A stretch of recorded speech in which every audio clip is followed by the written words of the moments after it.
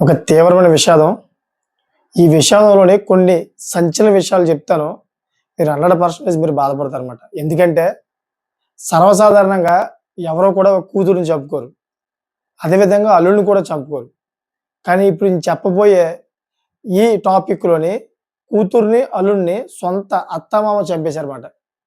చూడండి ఒకసారి. అది కూడా దేనికోసం చంపారో చెప్తే గనక 100% మీరు షాక్ అవుతారు.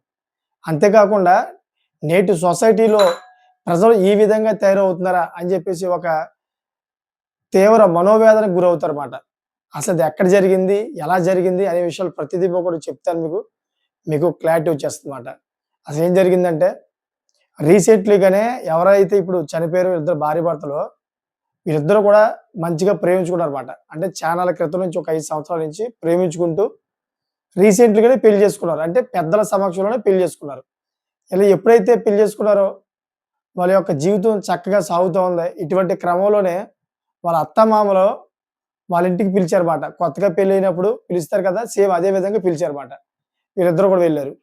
సో, ఇలాగా రాకపోకలు జరుగుతూ ఉన్నాయి. ఇటువంటి క్రమంలోనే ఈ కొత్తగా పెళ్ళైన ఈ అమ్మాయికైతే ప్రెగ్నెంట్ అయింది. ప్రెగ్నెంట్ అయిన సమయంలోని ఈ అల్లుడు అప్పుడప్పుడు పుట్టింటికెళ్ళేవాడు. ఎందుకంటే ప్రెగ్నెంట్ అయిన తర్వాత పుట్టింటికెళ్తది కాబట్టి ఆవిడ పురుడు పోసుకోవడానికి, ఇతను కూడా అప్పుడప్పుడు చూడడానికి భార్యని చూడడానికి ఎళ్ళేవాడన్నమాట. అటువంటి క్రమంలోని అత్తను, అదేవిధంగా మామగారు ఇద్దరు కూడాను ఎవరో ఒక వ్యక్తి ఆ అత్తమామ దగ్గరికొచ్చి మీ ఇంట్లో గుప్త నిధులున్నాయి. మీ ఇల్లు మొత్తం కింద తవ్వి తీస్తే గనక గుప్త నిధులు బయటపడతాయి. మీరందరూ కూడా బాగా ధనవంతులు అవ్వొచ్చని జెప్పేసి ఎవరో చెప్పారంట వాళ్ళకి. సో, ఇలా చెప్పేటప్పటికి ఇంకేముంది అల్లుడు వస్తా ఉన్నాడు. ఇంక అల్లుడిని రోజు అడగడం ఏదో విధంగా డబ్బులు తీసుకురమ్మని. ఎందుకంటే ఎవరైతే గుప్త నిధులు దొరుకుతాయని జెప్పాడో ఆ వ్యక్తి కొంచెం ధనం కావాలి. ధనం లేకుండా అయితే ఆ పని అవ్వదు. ఆ ధనం తీసుకొచ్చి మీరు అక్కడ పెడితే ఆ గుప్త నిధులన్నీ కూడా బయటపడతాయి. మీకు డబ్బులు బోలెడంత వస్తది. ఏదైతే ధనం ఉందో అది కనీసం 4, 5 రెట్లు అయిపోద్దని చెప్పేసి నమ్మించాడంట. చూడండి నేటి సొసైటీలోని ఈ విధంగా మూఢనమ్మకాలు నమ్మే మనుషులు ఇంకా ఉన్నారన్నమాట. ఎప్పుడైతే ఇలా చెప్పారో ఇంకా రోజు అల్లుడిని ఇంక వేధిస్తా ఉన్నారు. డబ్బులు ఏదో విధంగా తీసుకురా అల్లుడు. అప్పు తీసుకొచ్చాను మాకివ్వి మేము 100% మీకు దాన్ని డబుల్ చేసి ఇస్తాం. మనం అందరం కూడా ధనవంతులు అవుతాం అని చెప్పి ఇంకా కూతురికి అదేవిధంగా అల్లుడికి ఒత్తిడి చేయడం మొదలెట్టారు. ఇంకేం చేస్తారు పాపం కొత్తగా పెళ్ళయింది. అదొకటేమో భార్య పుట్టింట్లో ఉంది కడుపుతోటి. ఎంతో ఇష్టంగా ప్రేమించాడు 5 సంవత్సరాల నుంచి. ఇంకేం చేయలేని పరిస్థితిలోని అతనేం చేశాడంటే దఫదఫాలుగా అయితే అతని దగ్గర నుంచి డబ్బులిచ్చాడన్నమాట. కనీసం 10,00,000 ఇచ్చాడు. ఈ 10,00,000 కూడా వీళ్ళేం చేశారంటే ఎవరైతే ఈ మూఢనమ్మకంగా నమ్మారో ఆ వ్యక్తికి ఇచ్చారన్నమాట. ఆ వ్యక్తికి ఇవ్వడంతో ఆ వ్యక్తి ఆ మాటలు, ఈ మాటలు చెప్పి ఆ డబ్బులతోటి ఉడాయించాడు. అక్కడితో చాప్టర్ క్లోజ్ మాట.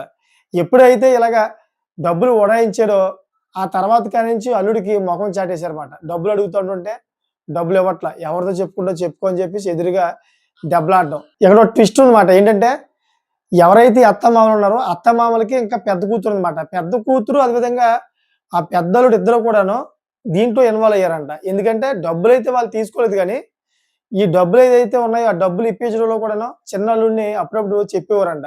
కొంచెం అత్తమామలకి నువ్వు హెల్ప్ చేయాలి. నీ దగ్గర డబ్బులున్నాయి అది ఇది అని చెప్పేసి అతన్ని బాగా ఒత్తిడికి గురి చేయడంతోటి బయట నుంచి తెలిసిన వాళ్ళ దగ్గర డబ్బులు తీసుకొచ్చాడన్నమాట. ఎప్పుడైతే ఈ 10,00,000 కూడా అవగొట్టేసారో, అవగొట్టేసిన తర్వాత ఈ మొఖం చాటేయడం మొదలెట్టారు.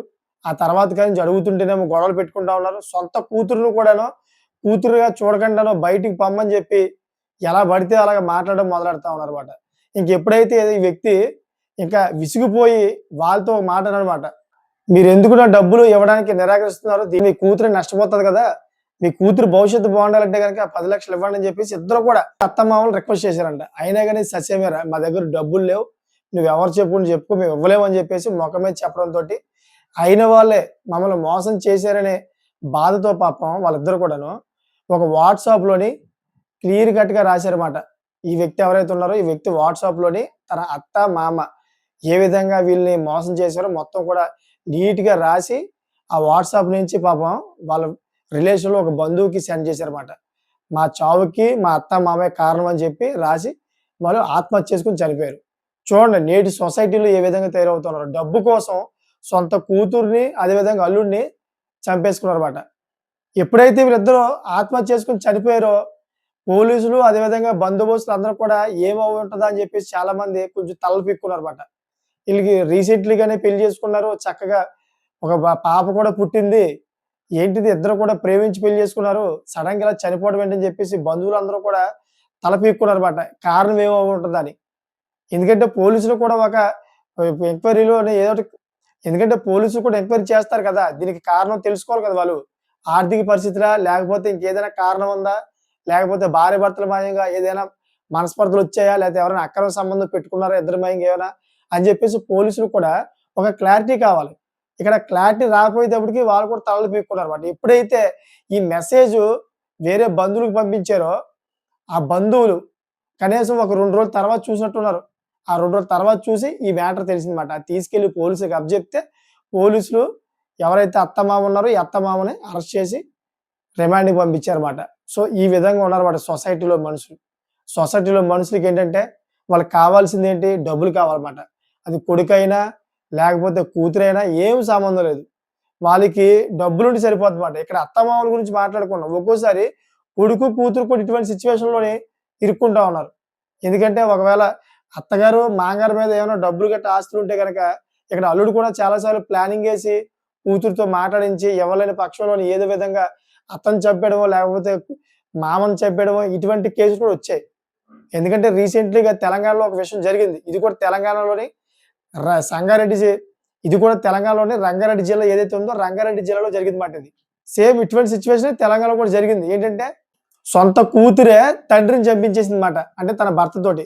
ఎందుకంటే తన తండ్రి పేరు మీద ఎకరన్నర పొలం ఉంటే, ఈ ఎకరన్నర పొలం కూడా ఇప్పుడే మాకు కావాలి. మేము ఇప్పుడే అనుభవించాలని చెప్పేసి ఒత్తిడికి గురి చేశారన్నమాట. ఎవరో కూతురు, అత్తగారు అదేవిధంగా అల్లుడు ఈళ్ళు ముగ్గురు కూడా ఏకమైపోయి పాపం సొంత తండ్రిని పాపం కిరాతకంగా చంపేశారన్నమాట. ఇదంతా కూడా తెలంగాణలో జరిగింది. అంటే ఇక్కడ మనుషులకేంటంటే ఆస్తులు, అదేవిధంగా డబ్బు ఇయ్యే ఎక్కువైపోతా ఉన్నాయి గానీ, మనుషుల విలువలు అసలు ఎక్కడేమి కనిపించట్ల.